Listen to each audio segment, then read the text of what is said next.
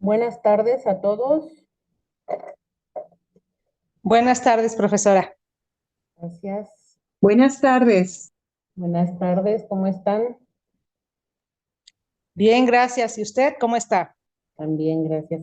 Si llegaran a tener algún problema de audio, muy probablemente sea atribuido a su servidora, ya que estoy estrenando equipo de cómputo en una ciudad y en un área diferente a la acostumbrada. ¿Me lo hacen saber, por favor, Sí, claro que sí. para poder corregir? Bueno, pues entremos de lleno a lo que es nuestra materia. Tengo entendido, en el último módulo del diplomado, inmuebles nacionales, comunales y ejidales. Es un tema muy bonito, muy en boga por cuanto hace a la cuestión del diplomado en el que nos encontramos. Y bueno, pues sabemos que el marco constitucional que rige todo lo que son los bienes inmuebles nacionales, comunales y ejidales, los tenemos consagrados en el marco constitucional que nos da el artículo 27 de la Carta Magna. En algún momento logramos tocar en alguno de los temas anteriores, si no mal recuerdo. Y bueno, pues este artículo 27 nos habla sobre el derecho de la propiedad y nos dice que la tierra corresponde originalmente a la nación, que es la que la puede transferir a través de la propiedad, pero pertenecen originalmente a la nación. Todas las tierras de este país pertenecen originalmente a la nación. ¿Quién podrá transferirla a través de la pequeña propiedad en la distribución de tierras ejidales y comunales? Ahora bien, la clasificación jurídica comprende las diferencias entre inmuebles nacionales, comunales y ejidales. En este tema vamos a hablar primeramente de los bienes nacionales. Son aquellos que son propiedad de la nación, son estrictamente del territorio y en este tenor no se pueden enajenar,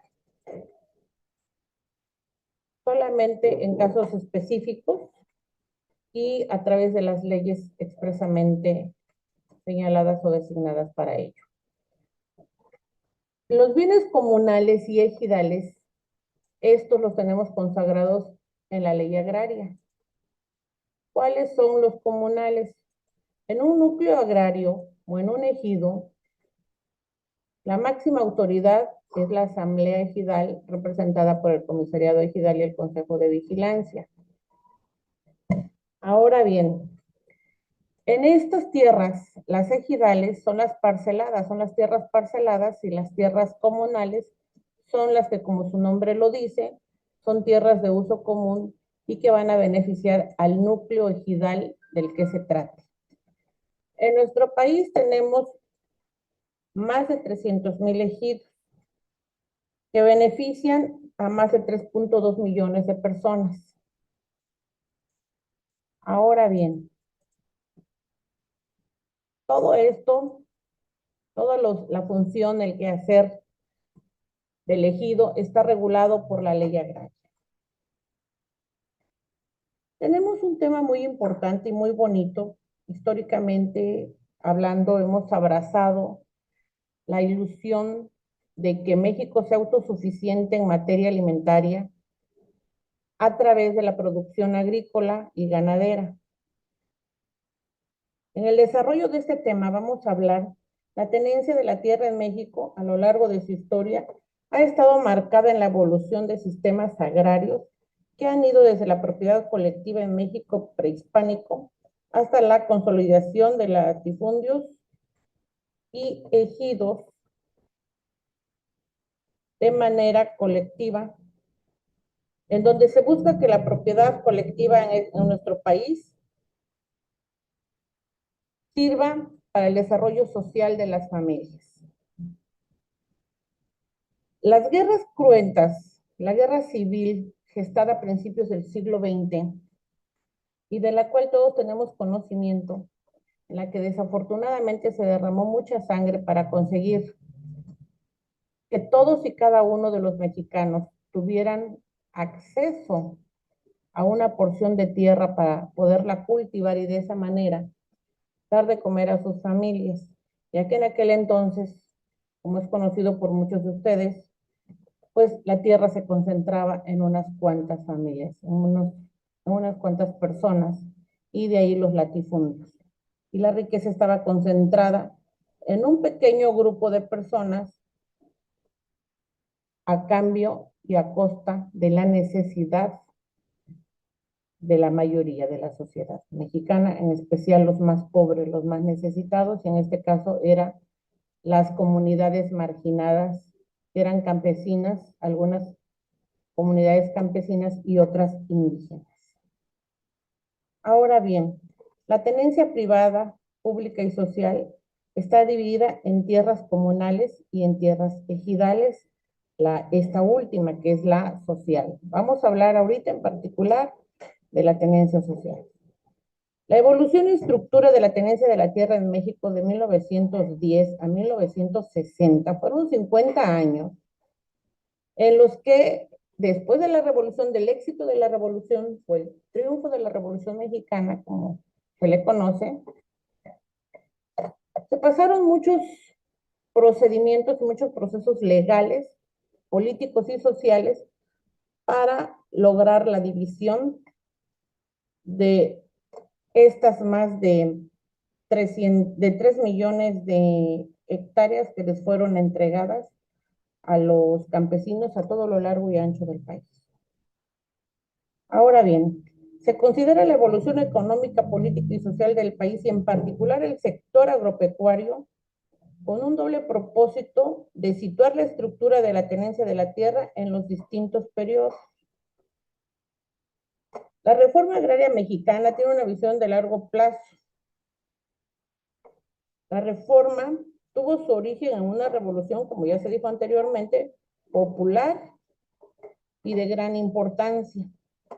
Se desarrolló en tiempos de la Guerra Civil a lo largo de un extenso periodo en el que se entregaron a los campesinos, como ya se dijo antes, millones de hectáreas de terreno. Ahora bien, la reforma agraria mexicana ha sido un proceso complejo en el que el origen, como ya sabemos, fue la revolución. El plan de Ayala, propuesto por Emiliano Zapata y adoptado en 1911, exigía la devolución a los pueblos de las tierras que habían sido concentradas en las haciendas, en unas cuantas familias, concentrando así los famosos latifundios. En 1915, las 3 fuerzas revolucionarias más importantes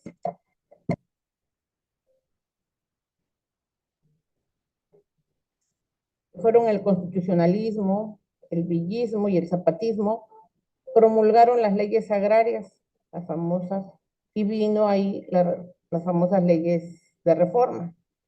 La atención al pedido generalizado de tierra se convirtió en condición de la pacificación y del restablecimiento de un gobierno nacional hegemónico. La Constitución de 1917 concluyó el reparto de tierras, mismo que tenemos consagrado al día de hoy en el artículo 27 constitucional, que en un principio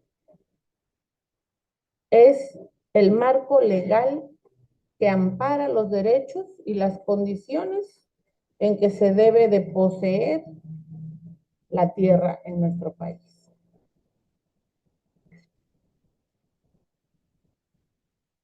Yo me pregunto, y muchas veces he comentado en algunos foros, en conferencias, en cátedras como esta, si efectivamente todo ese derramamiento de sangre que vivimos en la época de la revolución y antes, todos estos procesos legales por los que hemos pasado, las diferentes constituciones hasta aterrizar en la de 1917, que es la que nos rige aún al día de hoy, más de 100 años después, si efectivamente se triunfó con la revolución. En lo personal, lo dudo, no veo que efectivamente esa revolución haya triunfado porque todavía no se ven los frutos de la tenencia de la tierra en cada una de las familias campesinas mexicanas. Siguen carentes de muchas cosas que no les permiten desarrollar al 100% ni explotar las tierras que les han sido asignadas por falta de recursos. Recursos económicos que requieren para poder comprar sus instrumentos de labranza y a la vez mantener a una familia, educar a los hijos, en fin. Ahí está la pregunta en el aire para todos. Volviendo a nuestro tema, y como todos ustedes están interesados en saber cuáles son los diferentes tipos de terreno que tenemos en nuestro país y cuál es el tipo de tierra que se puede comercializar. Bueno, pues ya dijimos, la propiedad privada, la ejidal solamente es la única que se puede comercializar a través de compraventa, la ejidal solamente se puede ceder al igual que la comunal. Esas no se pueden vender en estricto derecho, aunque la nueva ley agraria ya permite cederlas, la anterior no. La anterior decía que eran inalienables y no se podían enajenar bajo ese principio. Actualmente la reforma del 92 ya nos permite hacerlo, de 1992. Marco legal que rige los diferentes tipos de tierra, los cambios de la misma, el cambio de uso de suelo, la propiedad, es el 27 constitucional, como se dijo originalmente, la ley agraria, la ley de bienes comunales, y tenemos también las constituciones de los 32 estados de la República Mexicana, en el que también ellos, como propietarios de predios y tierras del estado, tienen la regulación específica para cada estado y que de ninguna manera debe ser diferente a la Constitución General. Por lo general, están alineados a lo que nos marca la Constitución General de la República. Además de las leyes generales, tenemos los diversos reglamentos. Tenemos las leyes locales y los diferentes reglamentos. Entre ellos también tenemos incluida la Ley Nacional de Aguas, la Ley del Mar, entre otras legislaciones. ¿Cuáles son los mecanismos de regularización? Mecanismos de regularización. Para regularizar una propiedad, si esta es privada y no se cuenta con escrituras públicas, lo que se tiene que hacer es, como su nombre lo dice, como el nombre del título lo dice, es llevar a cabo un procedimiento legal o administrativo a fin de poner al día todos y cada uno de los documentos relacionados con esa propiedad o con ese predio. Si es una escritura privada, lo que va a tener que hacer es regularizarla, protocolizarla, inscribirla en el registro público de la propiedad y procurar que el notario haga la investigación oportuna para ver si esto no está grabado. Y de esa manera poder tirar las nuevas escrituras a favor del propietario o adquirente actual. Si es ejido, normalmente es con la aprobación de la asamblea que se hace el cambio de posesionario y la asamblea como máxima autoridad y como máximo órgano dentro del núcleo ejidal será quien dé la aprobación para que el nuevo poseedor, el adquirente, el beneficiario, sea la persona que puede hacer todos los trámites a partir de ese cambio. Y ese cambio no nada más es ante el ejido, la asamblea te da la aprobación, pero el trámite se tiene que hacer ante el RAM, ante el Registro Agrario Nacional, bajo supervisión e injerencia también en lo que compete administrativamente a la Procuraduría Agraria. Bueno, Ahora bien, para entender los mecanismos de regularización, estos son variables, ya sea propiedad privada o ya sea ejido, estos van a diferir totalmente, porque si es agrario tendría que ser definitivamente ante la, como ya se dijo anteriormente, ante la Procuraduría Agraria o ante el RAM, previo los requisitos. Y si es propiedad privada, como se los acabo de decir, tendría que ser ante el notario.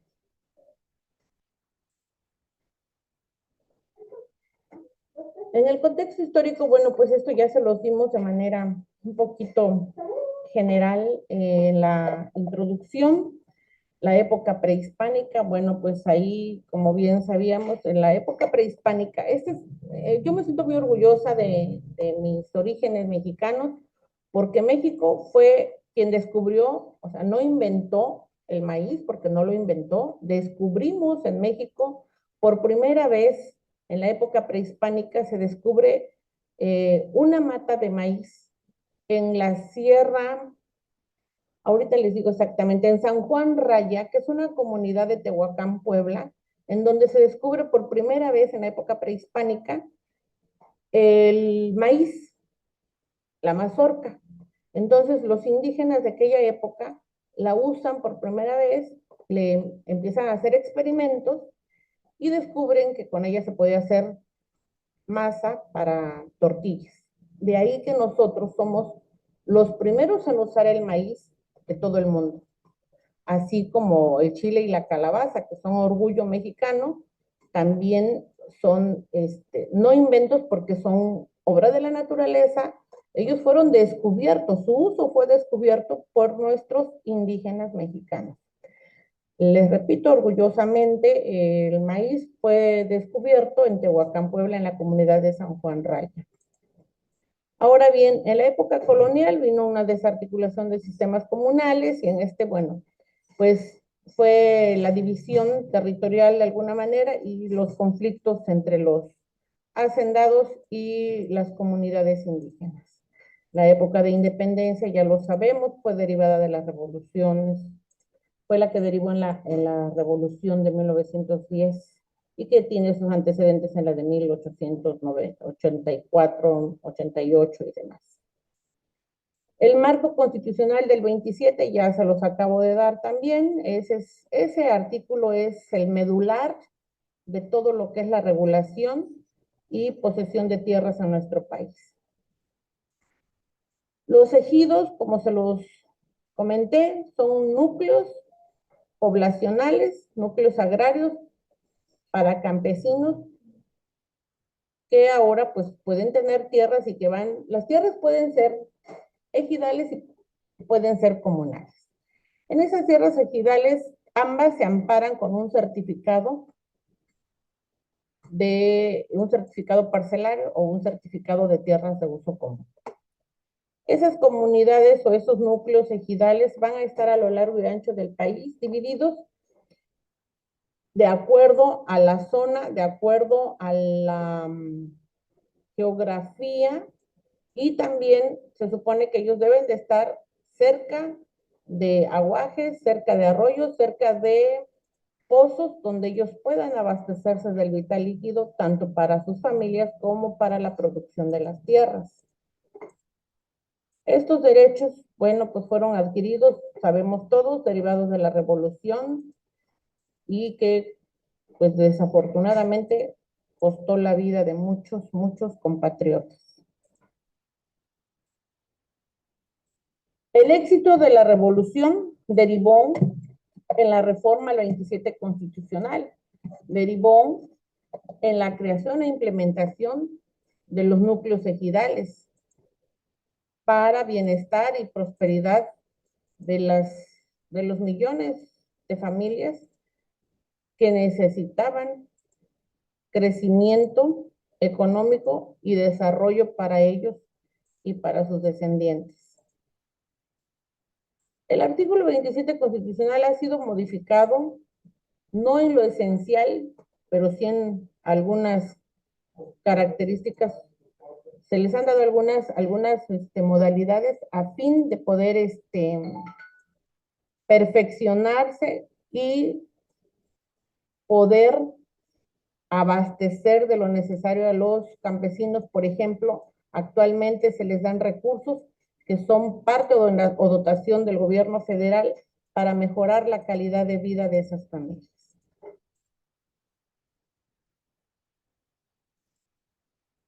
Se permitió la conversión de parcelas ejidales a propiedad privada mediante el dominio pleno. El artículo 27 constitucional ya ampara, como se los dije hace un momento, la cesión de derechos parcelarios. Si estos están parcelados, puede ser en parte o puede ser en su totalidad. De acuerdo a la nueva ley agraria, se puede hacer la repartición entre los hijos, entre los miembros de una familia, pero si lo vas a ceder a un tercero, tendría que ser por la totalidad del predio. Sin embargo, en algunos estados de la República, sí se permite que se ceda o que se enajene a un tercero la parcela ejidal de manera fraccionada y que todos puedan obtener su certificado parcelario. Los hay porque sí me ha tocado atender casos de esos y efectivamente es un poquito más engorroso el trámite administrativo porque son varios los beneficiarios, sin embargo sí se puede hacer. Ahora bien, el cambio de ejidos a propiedad privada se puede hacer, nada más que tendría que ser en certificados parcelarios o en parcelas ejidales, no así en bienes comunales. El dominio pleno del que nos habla la ley agraria tiene que hacerse mediante solicitud del núcleo agrario. Lo tendría que hacer estrictamente el comisariado ejidal, obviamente, avalado por la asamblea. Se hace la solicitud ante el RAM del dominio pleno para llevar a cabo el cambio de régimen, es decir, la sociedad, los bienes comunales van a pasar a tierras ejidales y las ejidales a propiedad privada. A este trámite se le llama dominio pleno y es un trámite administrativo ante el RAM. Solamente el RAM lo puede hacer. Yo no puedo hacer dominio pleno de manera particular. Lo tiene que hacer el ejido y esa solicitud elegido al RAM.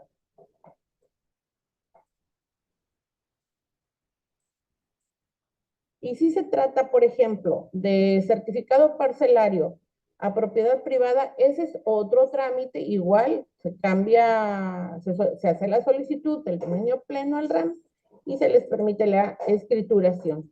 Yo recomiendo hacerlo, sobre todo tratándose de bienes comunales, yo siempre les sugiero a los presidentes del comisariado ejidal y a la asamblea que lo hagan. Ya en México no debería de haber tierras comunales, todas tendrían que estar parceladas. Sin embargo, por desconocimiento de la ley, por necedad de algunas personas, por conveniencia también, por qué no decirlo, y por desidia, algunos deciden no hacerlo porque dicen que van a pagar más impuestos. En realidad es relativo ese pago de impuestos porque es muy poco lo que se paga en comparación con la seguridad legal que les dan esas tierras. Y entre sus usuarios, sus clientes, ustedes tienen a alguien que tiene tierras comunales o ejidales, invítenlos a que ellos hagan uso de este servicio que nos da el propio RAM y que está contemplado en la ley, que sería el cambio a través del régimen de uso pleno, ¿de acuerdo? Y de esa manera se facilitarían muchas cosas y además de que sus tierras aumentan su plusvalía. ¿Me puedes imprimir?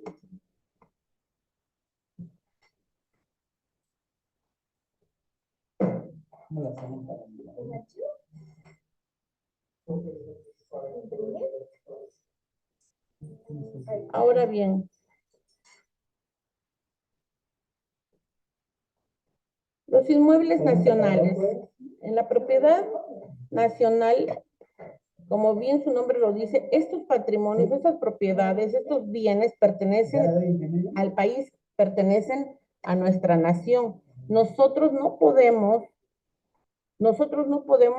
llegar y asentarnos en un lugar que es de uso nacional o que es propiedad de la nación, porque generalmente son riberas de ríos, son lagos, lagunas, son zonas de reserva, son reservas, por ejemplo, forestales, pueden ser también puertos, aeropuertos. No podemos llegar a instalar una caseta en inmediaciones de un aeropuerto, ¿de acuerdo? Eso no podemos meternos ahí porque son propiedad de la nación. Esas son inalienables, no se pueden ceder a particulares. Las concesiones en carreteras y puentes, por ejemplo, se hacen a particulares a través de las leyes propias que regulan ese actuar. No podemos llegar a instalar nuestra, no sé, una caseta también, o instalar una carpa debajo de un puente de Capufe, porque pues lo que va a pasar es que nos van a quitar ahí por estar invadiendo, ¿de acuerdo? Eso no se puede ni se debe hacer. Okay, tenemos también, por otro lado, que entre estos bienes nacionales tenemos las reservas de la biosfera, tenemos parques nacionales, tenemos arrecifes, como se dijo, los litorales son propiedad de la nación. También son propiedad de la nación hospitales generales, escuelas del Estado, según sea la escuela, si es estatal o es federal, son propiedad del Estado, ya sea fuero común o ya sea federal o municipal. Porque cuando hablamos de bienes públicos, estamos hablando de bienes propiedad de la nación, del Estado o del municipio. Ahora bien,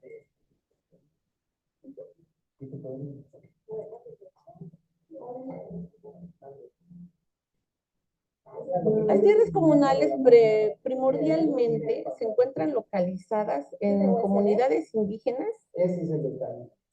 o en comunidades rurales un poquito más alejadas de las zonas urbanas. Las más próximas a las zonas urbanas generalmente pues son tierras parceladas, son ejidos.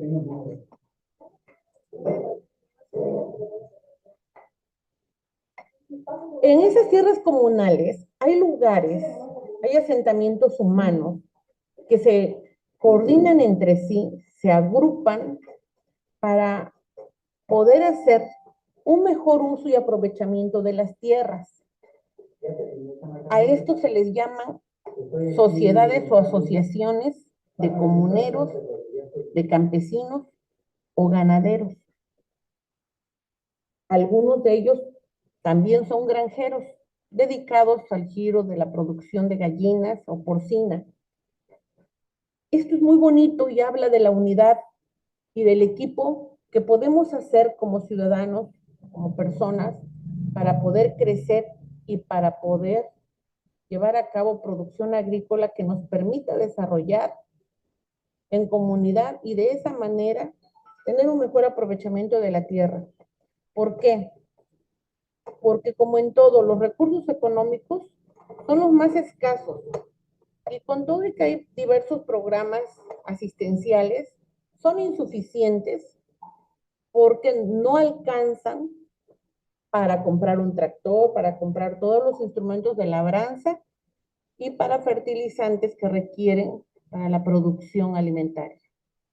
De ahí que una de las alternativas de solución a este tipo de problemas es el trabajo en la comunidad, el trabajo colectivo, las agrupaciones, las sociedades o asociaciones que hacen y es lo que les ha permitido crecer. El ejemplo de ello lo tenemos en Michoacán. Hay varias comunidades, entre ellas Janitzio y otras más de las que tengo conocimiento, en las que se han agrupado para la producción agrícola y de animales de corral para poder crecer y les ha funcionado muy bien. De verdad, que trabajando en equipo se trabaja mejor. Pero bueno, ahí es cosa de que nos organicemos y se organicen las comunidades para su mejor aprovechamiento y desarrollo. Generalmente, en algunos de estos pueblos o comunidades se rigen por usos y costumbres, además de la ley agraria. Bueno, acuérdense que los usos y costumbres no pueden ir contrarios a derecho. La propiedad colectiva no se parcelan por defecto, se mantienen en carácter comunal. Sin embargo, sí se puede hacer el cambio de bienes comunales a bienes o a parcelas ejidales. Es un desarrollo, es un cambio que se puede dar de comunal a ejidal y de ejidal a propiedad. No se puede hacer de manera colectiva, se tiene que hacer persona por persona. ¿Pueden entrar todos en un mismo programa? Sí, pueden y deben entrar todos en un mismo programa, pero será parcelado a cada uno del titular, a cada uno de los titulares de ese certificado parcelado.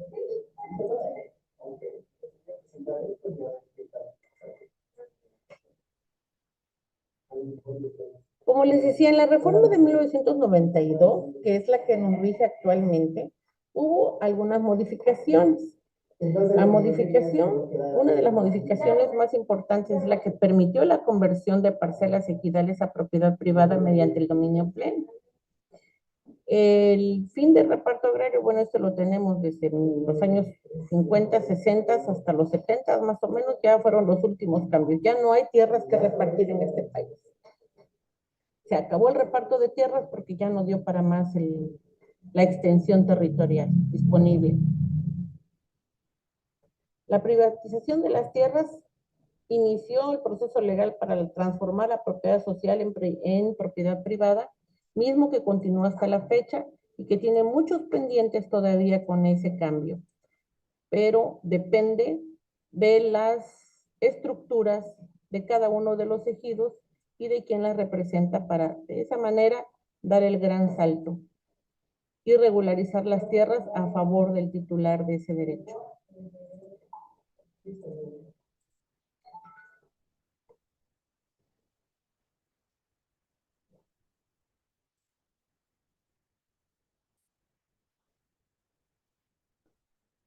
¿Quién es la máxima autoridad en tratándose de ejidos o de tierras ejidales? Es la Asamblea Ejidal. ¿Quién la representa? Es el Comisariado Ejidal y su Consejo de Vigilancia. ¿Qué tipo de tierras regula el ejido o abarca el ejido? Son solamente las tierras comunales, las tierras ejidales, las parceladas y las tierras relacionadas con los asentamientos humanos y que son los solares que se les asignan a cada uno de los avecindados para que ellos puedan vivir con sus familias. Y generalmente están en un núcleo poblacional.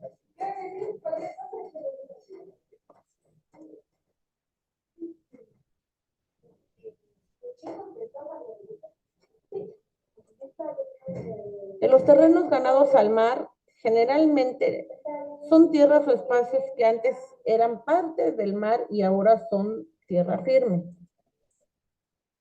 En estas tierras generalmente son aquellas que se convierten en isletas o en islotes. No son, por lo regular, no son habitables. ¿Por qué? Porque muy probablemente en épocas de huracanes suelen destruirse o autodestruirse con la fuerza de la naturaleza. Tenemos algunos que han desaparecido también y otros más se han creado. Sin embargo, estos son propiedad de la nación. Todos están regulados por el artículo 27 constitucional. En nuestro país no hay particulares dueños de islas. Todos son propiedad de la nación. Artículo 27 constitucional lo dice: islas, isletas, arrecifes son propiedad de la nación.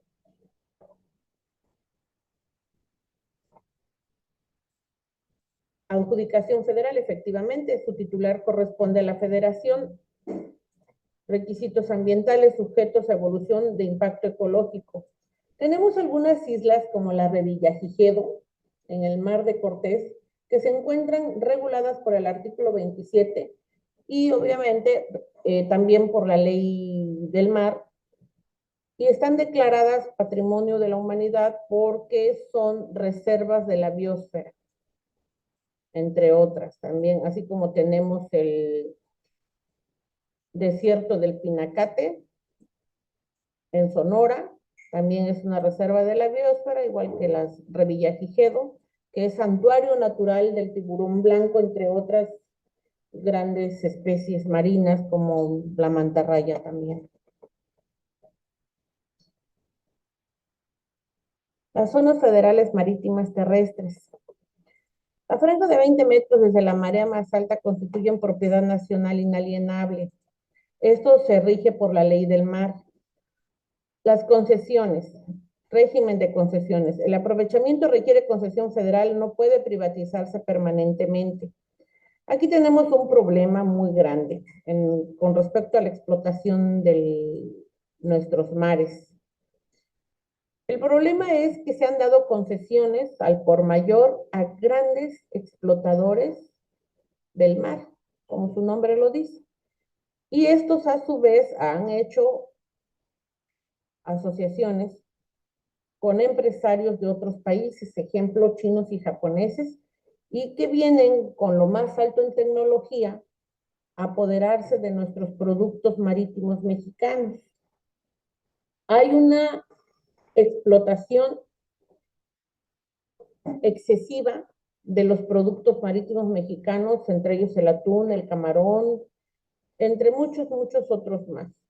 Y obviamente también hay contrabando de especies en peligro de extinción, como ciertas variedades de tiburones. Tenemos algunos peces que también están prohibidos y sin embargo los explotan de manera masiva en aguas internacionales. Recuerden que tenemos mar territorial, mar patrimonial, mar territorial y aguas internacionales, que estas son las que se ven invadidas por aquellos pescadores furtivos. Así como hay cazadores, hay pescadores furtivos, que en su mayoría son extranjeros, son embarcaciones extranjeras que ya vienen tecnificadas con lo máximo y con lo último en tecnología de punta, en donde, así como llevan a cabo la caza, también llevan el procesamiento y enlatado de diferentes productos. Todo eso desde alta mar, sin pagar impuestos, sin tener los permisos correspondientes, contaminando al por mayor nuestros mares y, lo más importante, robándose nuestras especies y con ello matando otras tantas.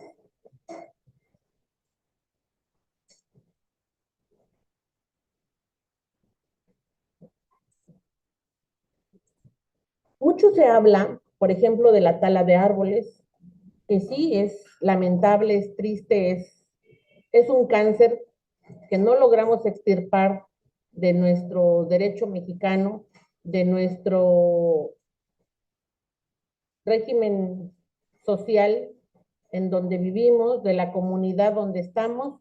Por todos lados vemos derribamiento de árboles y daño a la naturaleza en general, pero muy pocas veces volteamos a ver hacia el mar.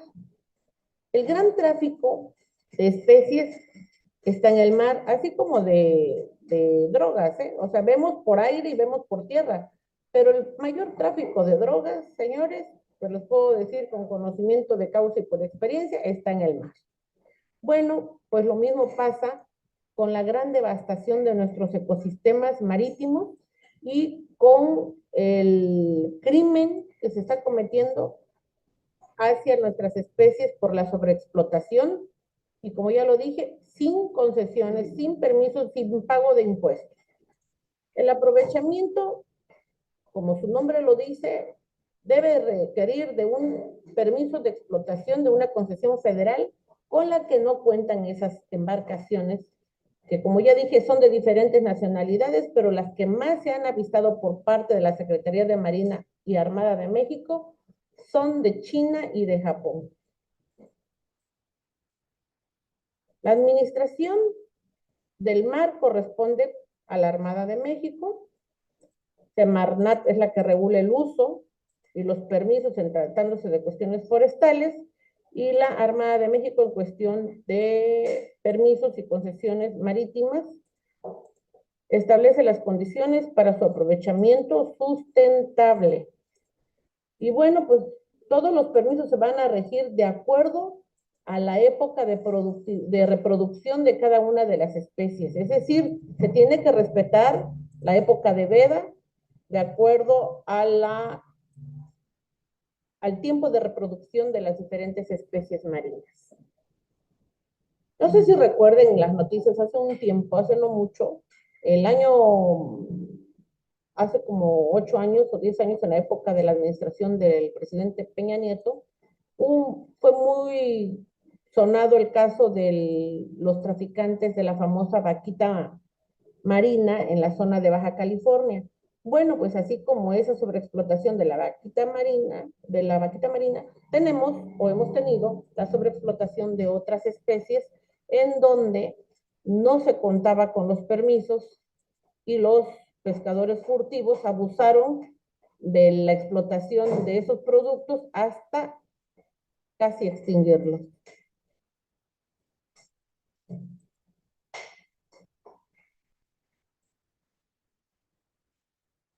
Ahora bien,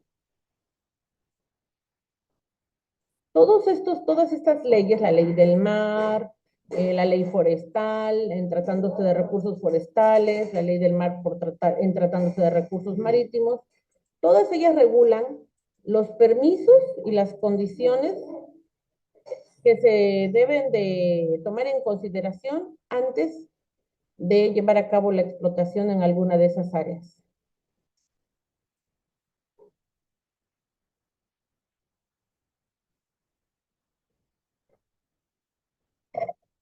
Aquí tenemos un pequeño cuadro comparativo sobre la clasificación de las tierras, volviendo al tema de las tierras, tipo de tierras, la titularidad de las mismas, la transmisibilidad y la regulación. En tratándose de las tierras nacionales, como ya lo dijimos, son las tierras que corresponden originalmente a la nación, pero sobre todo son zonas federales. El titular y el dueño es el país, 27 constitucional es el que lo regula, al decir que todas y cada una de las tierras corresponden originalmente a la nación. Propietario, el país, el gobierno. Pues no, el gobierno, por decirlo de una manera, por los entes que lo representan, pero en sí pertenecen a la federación, corresponden originalmente a la nación.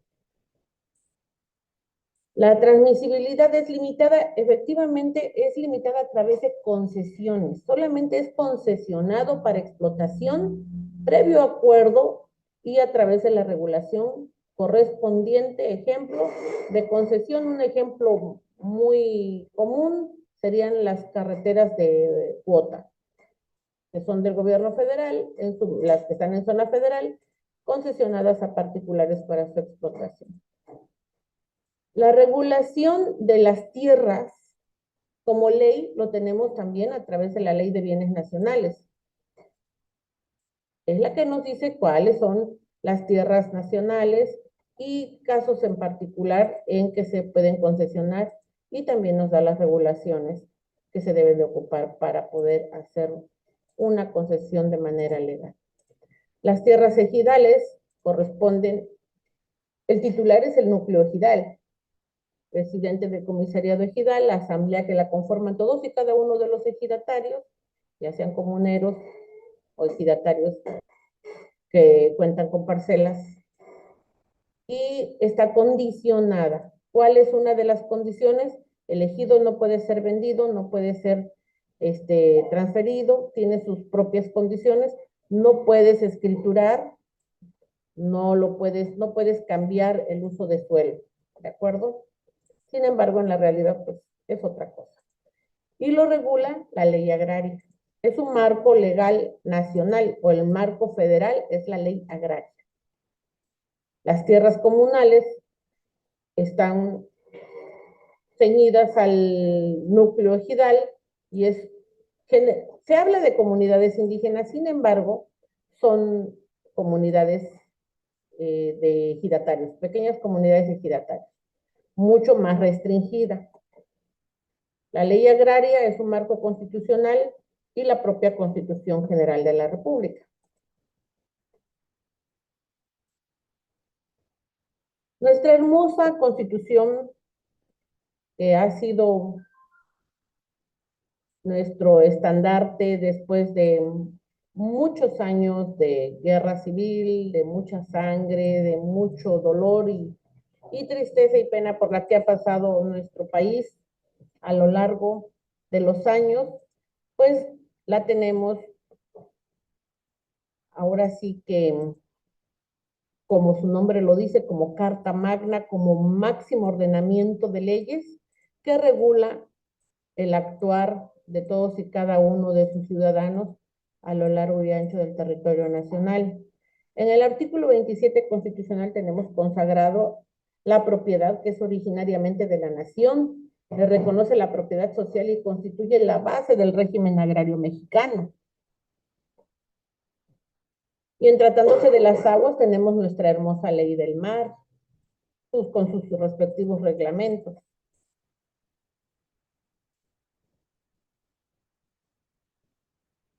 La Ley General de Bienes Nacionales ha sufrido diferentes reformas, obviamente, ¿sí? Habla de diferentes tipos de bienes, la clasificación de los mismos. En estos bienes nacionales, como ya se los dije, tenemos todos aquellos que pertenecen a la federación, ya lo dijimos, arrecifes, aeropuertos, tenemos también los puertos, los embarcaderos, ¿cómo le llaman?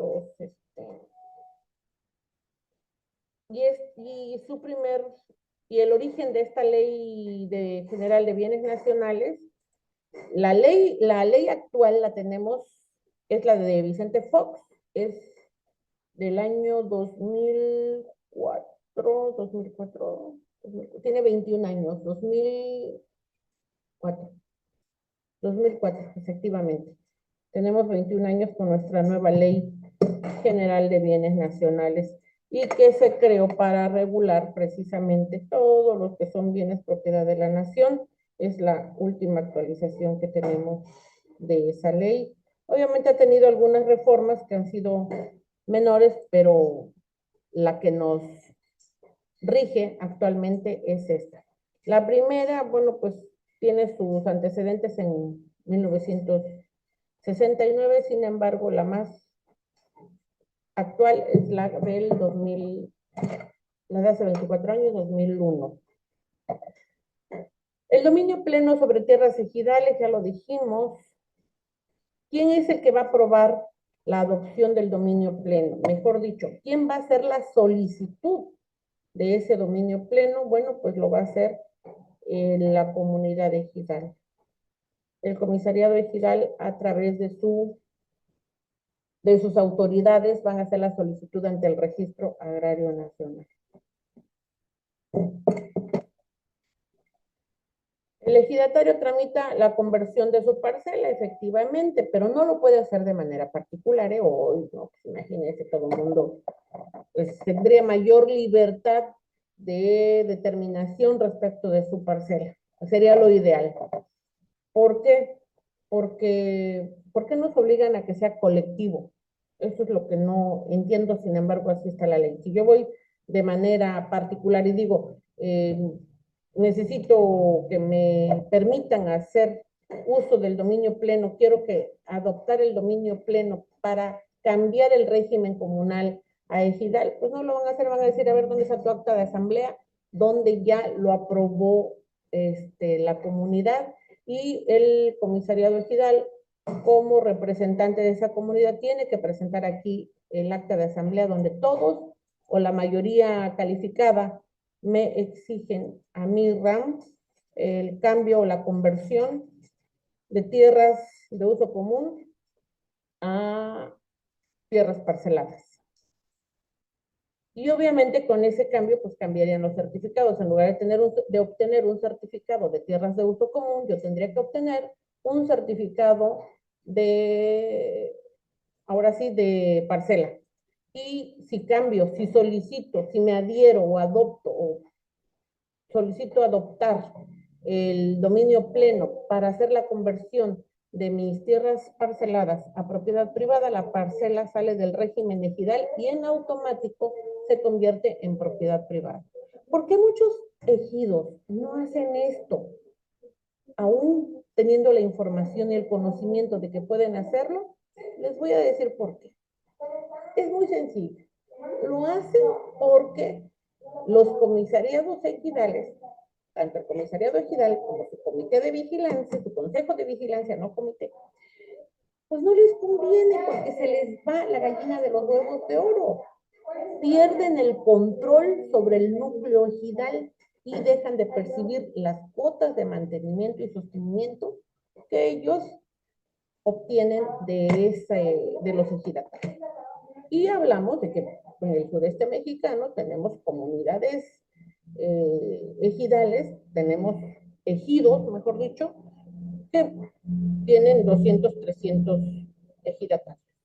Entonces, imagínense el reparto de las cuotas, el reparto de los servicios, el reparto, o sea, cuotas de pagos por servicios, de mantenimiento, de funcionamiento del mismo ejido y de los recursos que han recibido que siguen recibiendo, ellos cobran todo, cobran todo. Si requieren acompañar a un ejidatario a alguna oficina gubernamental para algún trámite, le cobran, y eso de dónde sale del fondo que ellos manejan. De ahí que al hacer de su modus vivendi, pues difícilmente van a proponerles un cambio de régimen, de propiedad comunal, digo, de propiedad comunal a propiedad ejidal o propiedad privada.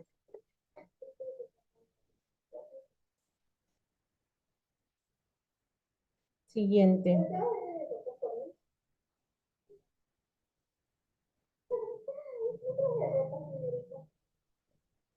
En la regularización sobre tierras nacionales.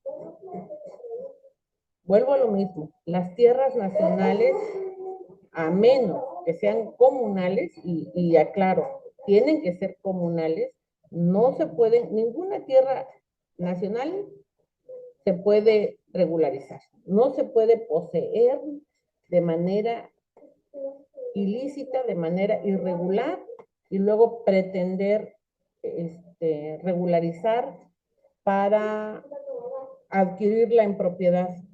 No.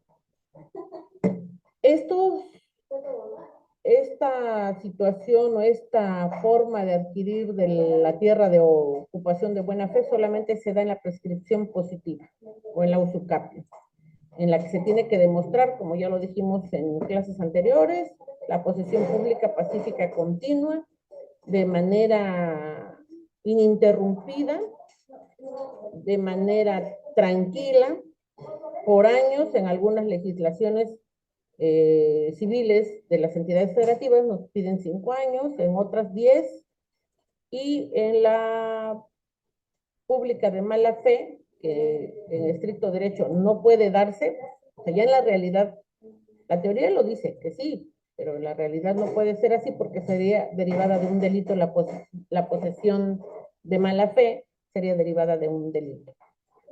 Entonces, ahí no pueden adquirir la usucapión o prescripción positiva, digo, no pueden adquirir un predio o propiedad a través de esa vía porque sería completamente ilícito y muy probablemente derivado de un despojo. En la autorización federal es obtener permiso de la dependencia administradora del inmueble.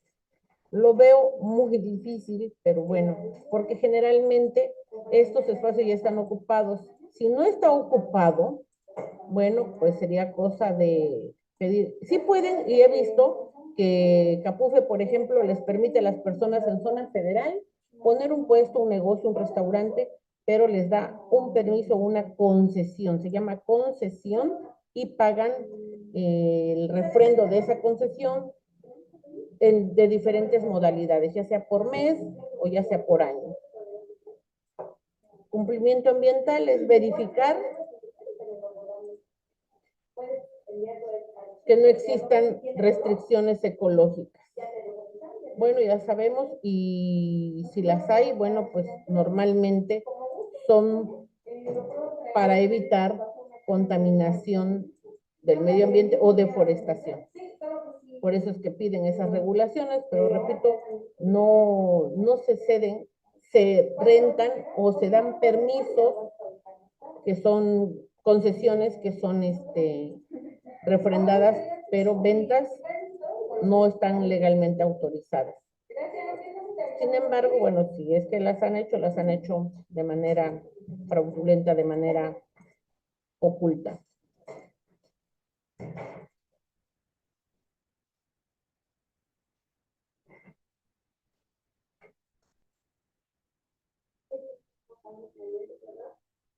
Los programas federales de regularización, bueno, pues estamos hablando de que está SEDATU, Secretaría de Desarrollo Agrario, Territorial y Urbano, coordina. Bueno, aquí tenemos un ejemplo de este tipo de concesiones y cambios. Por ejemplo, el Instituto Nacional del Suelo Sustentable ejecuta programas de regularización en zonas urbanas y periurbanas, y tenemos el Registro Agrario Nacional, certifica derechos agrarios y documentos, transacciones de tierras sociales. Un ejemplo de la intervención de SEDATU, por ejemplo, fue con las obras del Tren Maya en el sureste mexicano, en donde la Secretaría de Desarrollo Urbano y Turismo, bueno, pues en coordinación con autoridades del Tren Maya, pues se organizaron para que se delimitara los terrenos que se iban, los terrenos federales, ahora sí, y los particulares y los de uso común y los agrarios que se iban a ver afectados por la ruta del Tren Maya, y al final de cuentas, bueno, pues sabemos, es sabido por todos que fueron expropiadas esas tierras por causa de utilidad pública, y esa causa de utilidad pública es el trazo del Tren Maya.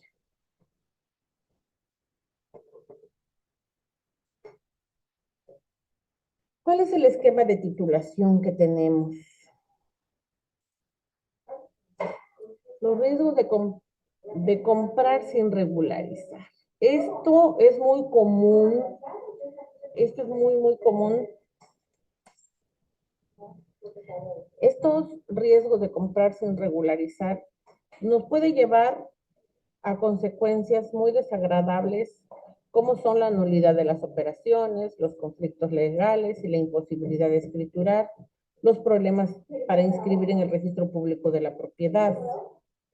Un ejemplo de la nulidad de operaciones tenemos los contratos sobre tierras no regularizadas que pueden ser declarados nulos, que no generan derechos reales sobre el inmueble, y de ahí que pongas en riesgo tu capital invertido.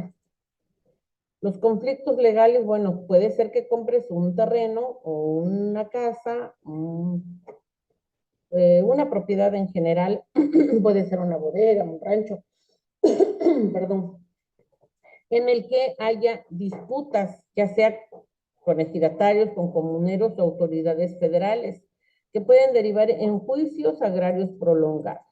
Ahora ya, con la nueva modificación a los procedimientos legales para que abreviar los juicios tanto agrarios, civiles, mercantiles, familiares, penales y de índole administrativo, pues ya es menos tiempo. Ya no son tan prolongados los juicios como lo eran antes, y que a veces en un juicio ordinario civil te puedes llevar 12 años, 12, 14, 15 años. En un intestamentario igual, hasta 20 años. Me tocó ver algunos de 20 años.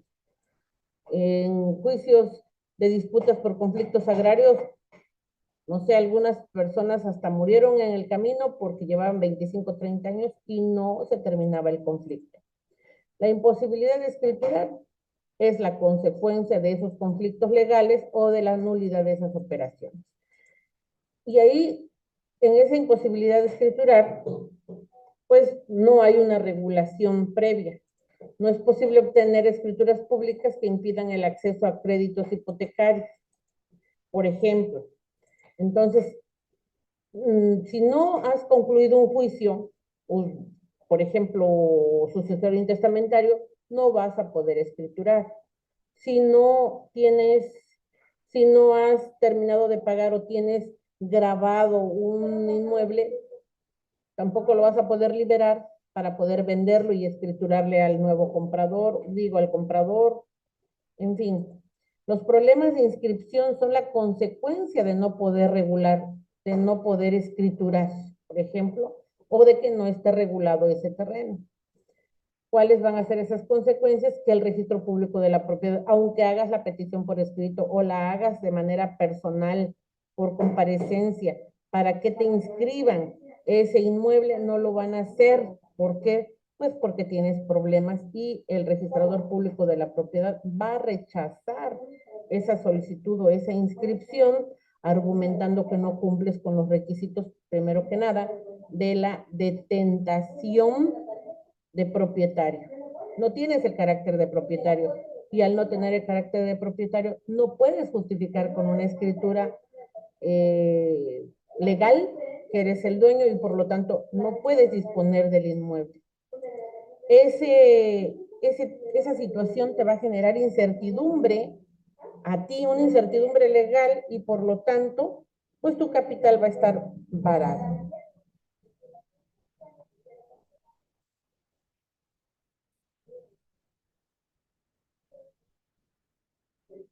¿Cuáles son los esquemas de titulación? En tratándose de cuestiones agrarias, la obtención de documentos que acreditan el derecho sobre la tierra, protocolización notarial en tratándose de propiedades, la inscripción en el RAM en tratándose de cuestiones agrarias de tierras de uso común o tierras parceladas. El registro de cambio de régimen siempre va a ser en el Registro Agrario Nacional. La inscripción en el Registro Público de la Propiedad, esto es con todos y cada uno de los requisitos que te exige la ley.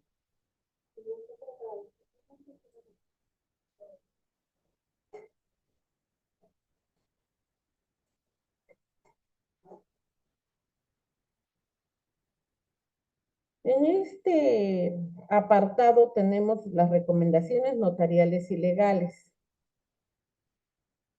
Aquí vamos a checar algo muy importante y que son, en tratándose de asuntos ejidales, vamos a revisar los antecedentes agrarios. Es decir, vamos a investigar la historia legal del inmueble con registros oficiales, pero más que nada, bueno, pues ahí es el aval, el mayor aval, la mejor garantía o el peor enemigo en un momento dado tiene que ser o puede ser la propia asamblea, ¿de acuerdo?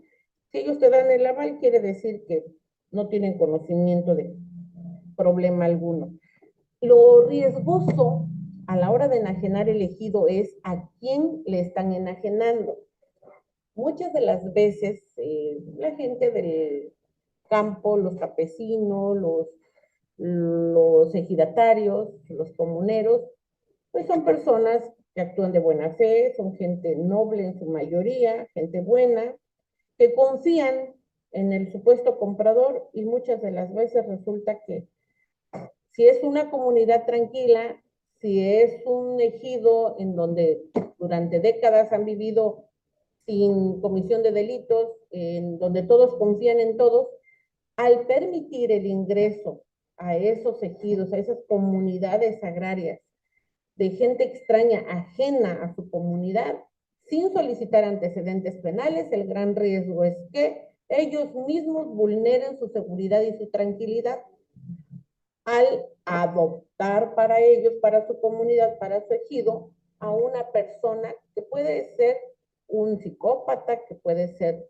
un delincuente de alta peligrosidad y que va a poner en riesgo a ellos y a sus familias, pero principalmente a los menores o jóvenes. Aguas con eso. Entonces, pues yo creo que los presidentes del comisariado ejidal y sus asambleas deberían de hacer una investigación al respecto.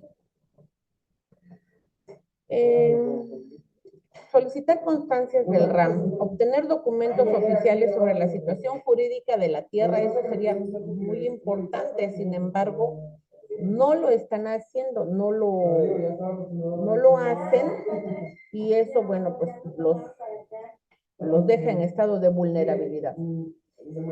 Evitar contratos privados, no celebrar acuerdos sin soporte legal agrario completo, pero bueno, eso es lo último que hacen nuestros ejidatarios.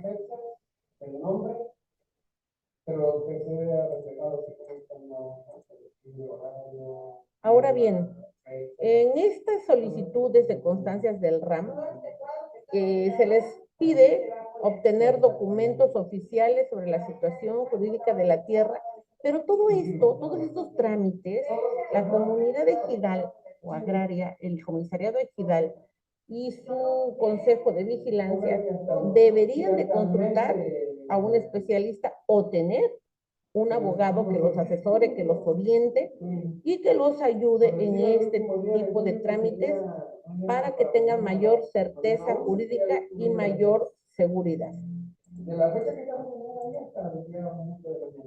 Obviamente esos abogados no puede ser cualquier abogado, tiene que ser un abogado que conozca el tema agrario.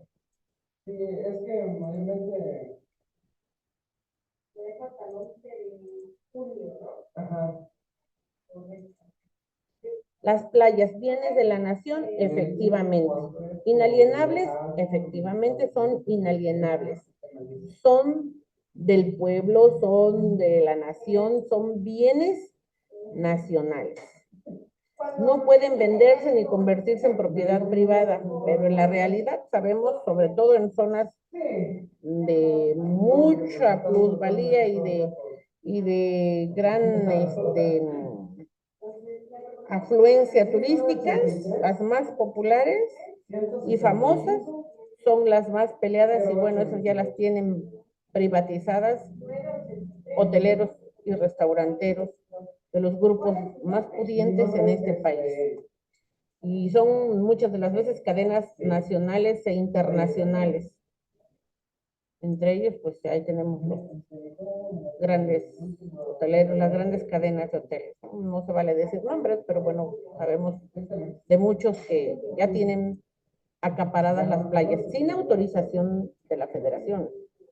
Lo hacen por sus pistolas y bueno, pues si ya no, si no queremos que sigan violando ese acceso público, pues tendríamos que recurrir a las autoridades federales, pero nadie lo quiere hacer porque nadie se quiere meter en problemas, porque a la gente es apática, porque no les interesa y prefieren darse la vuelta e irse a otra playa.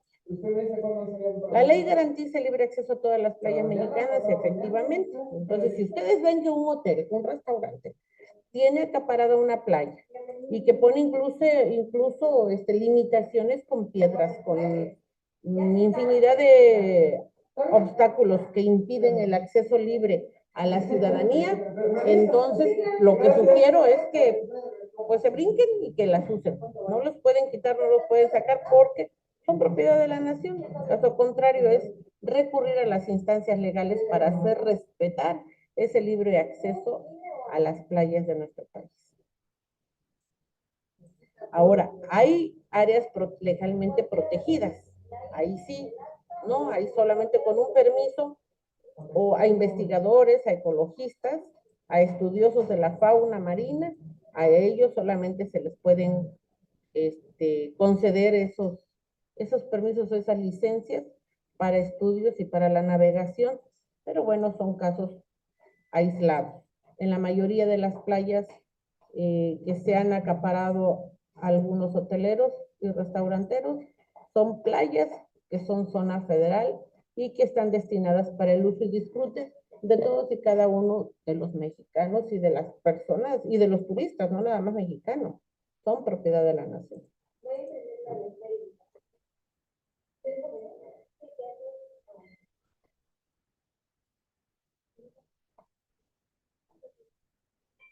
Tenemos un apartado más que habla de las zonas federales marítimas.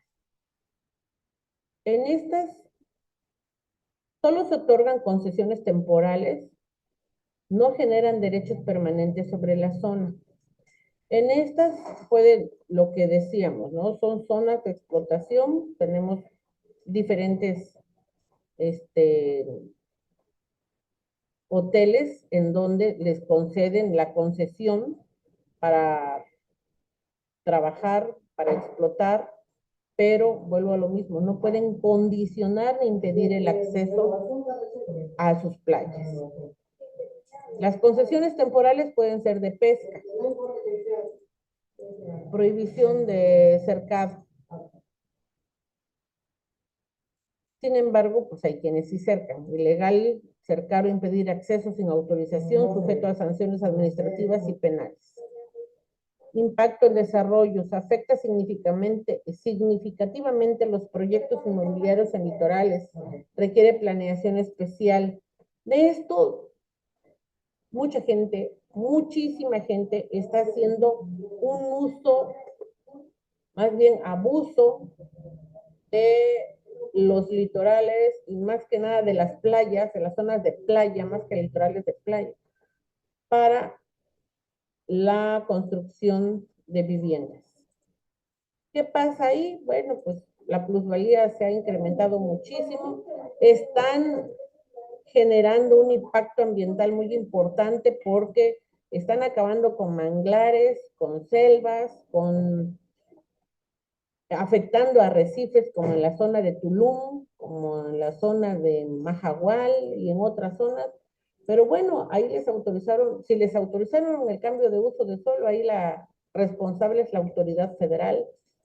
Tenemos a Semarnat, tenemos a muchas otras autoridades federales incluidas que no sé si les autorizaron los permisos, yo creo que sí, porque si no, no lo estarían haciendo. Hay grandes desarrollos en zonas legalmente protegidas, en donde pues lo que menos se hace es proteger la biodiversidad y el ecosistema, todo por el afán de la mercadotecnia, pero bueno, esa es la realidad. Una cosa es la legalidad y otra cosa es la realidad. Esperemos que ya no se sigan afectando nuestras áreas de playa, nuestras zonas forestales protegidas, porque pues de verdad que estamos resintiendo el cambio climático en carne propia y nos estamos viendo afectados todos como humanidad. Ejemplo de ello son los calorones intensos, las escasas lluvias y la variación del clima en gran parte del país y del mundo. Y no es exclusivo esto de México, está en todo el mundo. Ok, tenemos...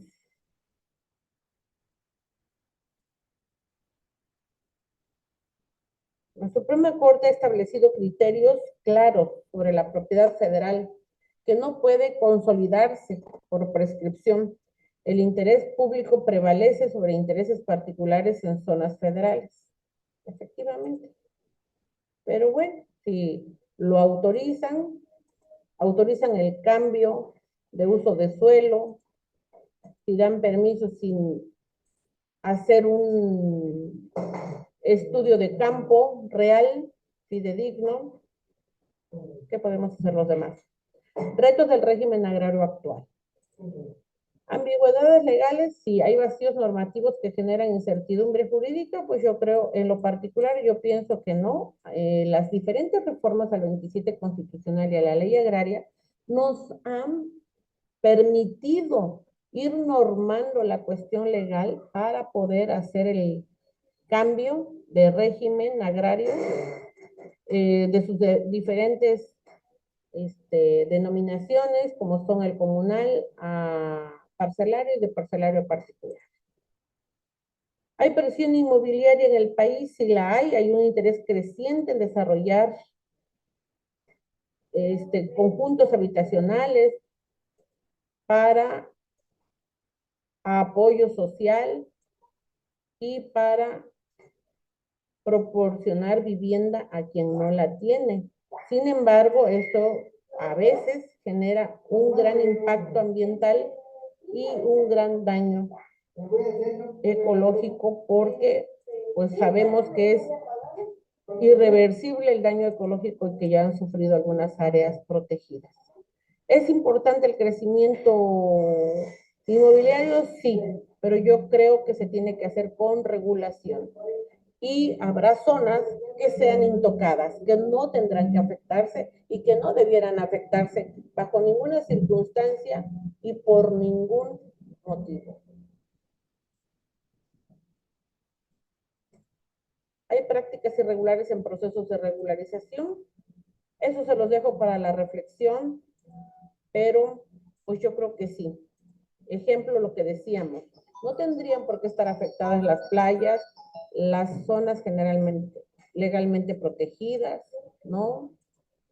Hay lugares con playa que no tendrían por qué afectarse, tendrían que ser intocados, tendrían que prevalecer así, naturales como son. ¿Para qué? Para que se pueda convivir con la naturaleza en armonía sin afectarla o alterarla. Porque al alterar la naturaleza, al deteriorar el medio ambiente, pues nos estamos deteriorando nosotros y estamos generándonos daños a la salud, daños a la colectividad. Y bueno, pues vamos a tener menos oxígeno cada vez y el que hay contaminado. ¿Hay impacto del desarrollo inmobiliario en el medio ambiente? Lo hay. Pero yo creo que el impacto se genera cuando se afectan áreas legalmente protegidas, cuando se altera la biodiversidad de la zona. ¿Hay especulación inmobiliaria? Pues yo creo que sí.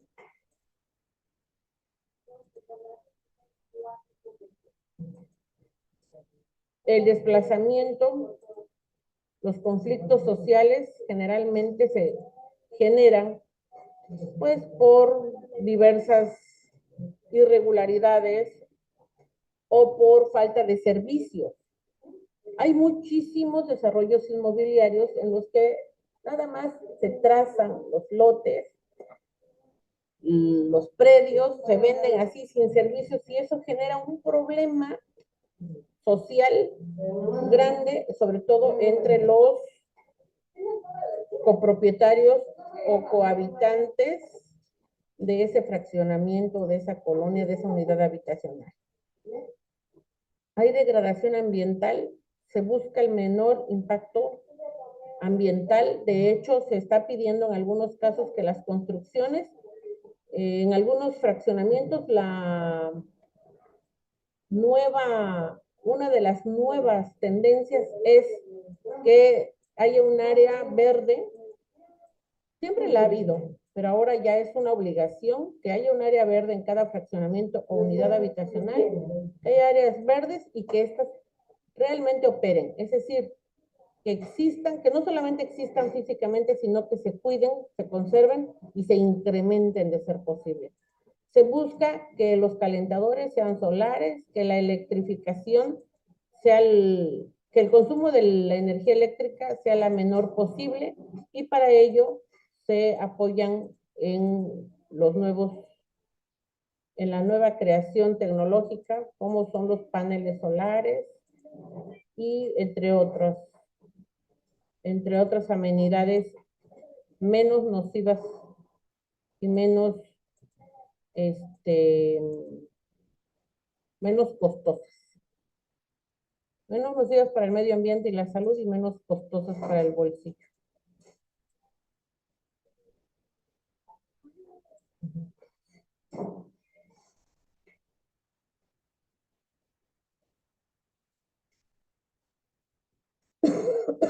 Hablamos de los tipos de propiedad. En estos, los bienes nacionales, como ya lo dijimos, conculcados sí. Hay permisos para la enajenación, no. generalmente se dan concesiones solamente. En el ejidal, ya les dijimos, existe el comunal y el régimen ejidal, los tres, ¿se le denomina propiedad? Sí, porque son predios. El comunal se puede transferir a ejidal, sí. El ejidal a propiedad, sí, a través del uso pleno. Y se tiene que hacer ante el RAM y no se puede hacer de manera individual. Tiene que ser de manera colectiva a través del presidente del comisariado ejidal y también con la aprobación de la asamblea y el consejo de vigilancia.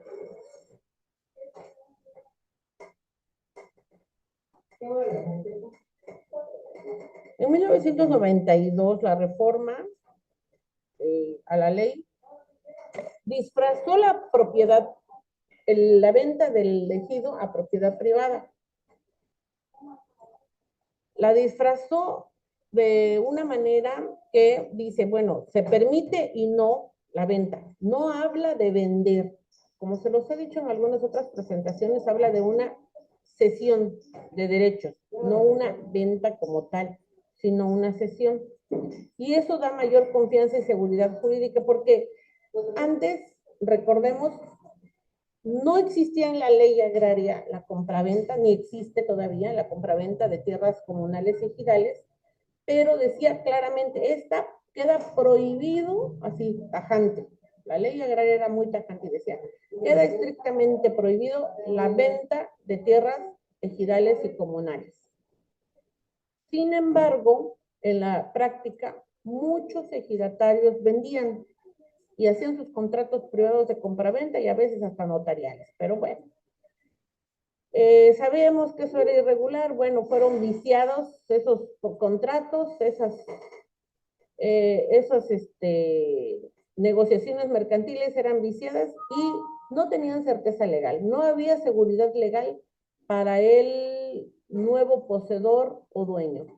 Sin embargo, en la reforma de 1992 ya se permite ceder, cambiar, donar el ejido.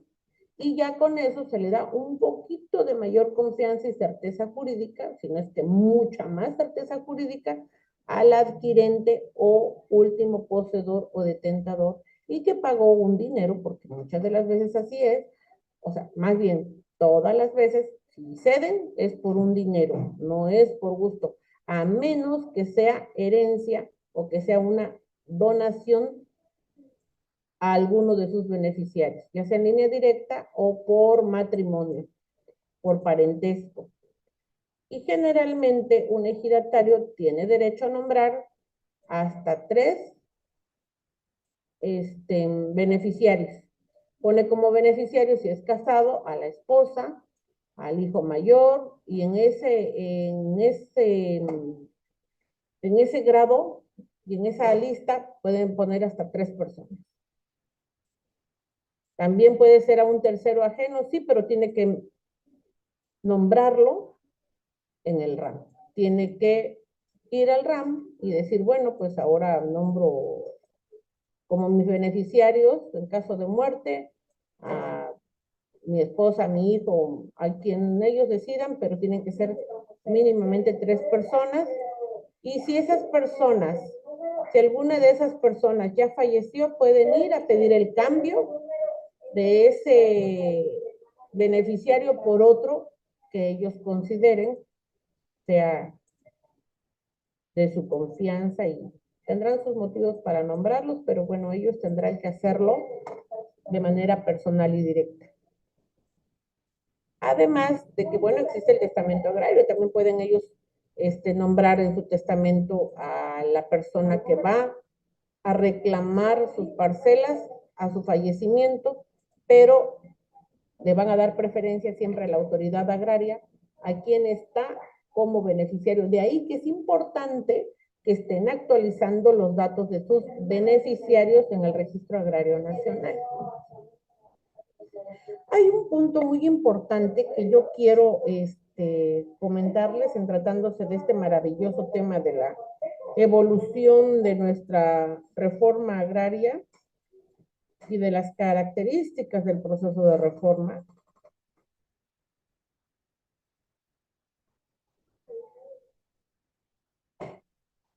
y es tocar un poquito, entrar un poquito, me apuré un poco porque quiero entrar un poquito a lo que es el tema de los bienes nacionales. Aquí mi pequeño acordeón. Ahí está.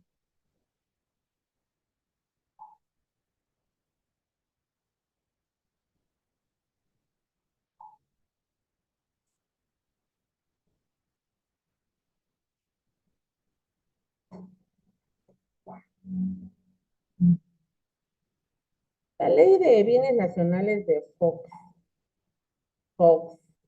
ese señor que tiene un rancho en donde dicen que hay muchos ductos dentro de su rancho, no sé, no me constan, vi las imágenes en las noticias.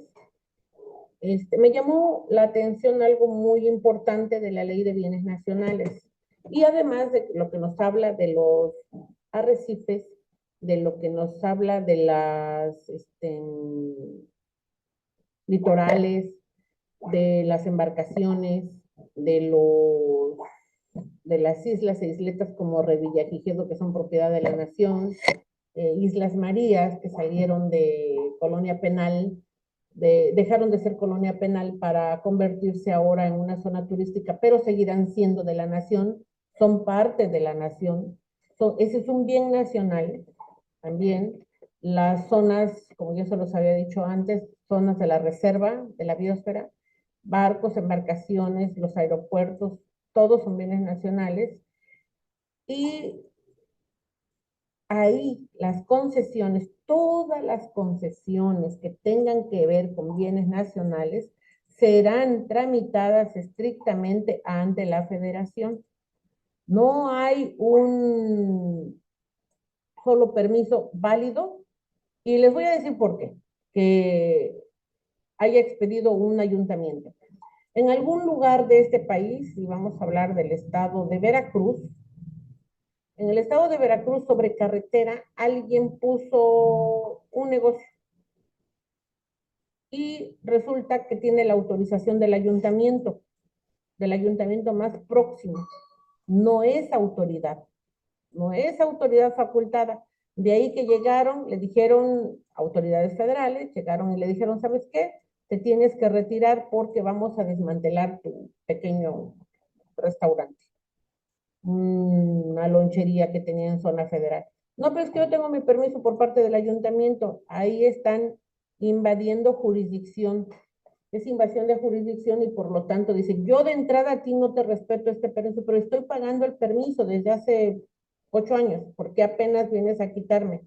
Bueno, pues no lo habían detectado, no se habían dado cuenta, sino hasta que llevaron a cabo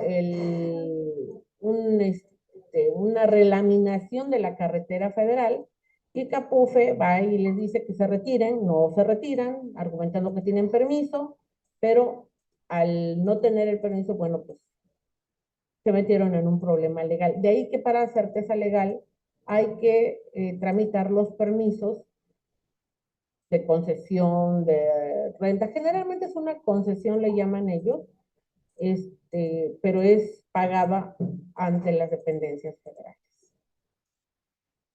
Señores, pues eso es todo por el día de hoy. Maestra, no sé si tengan algo que comentar. No, maestra, de mi parte no, muchas gracias. Buenas noches. Perfecto. Muchas gracias, maestra. Tampoco de mi parte. Muchísimas gracias. Bueno, pues eso sería todo. Buenas tardes. Me dio mucho gusto compartir con ustedes a lo largo de este diplomado y pues que tengan una muy bonita tarde. Igualmente, maestra, Buenas que pasen noches. buena noche para todos y muchas gracias por su tiempo. Muchas Hasta luego. gracias. Buenas noches.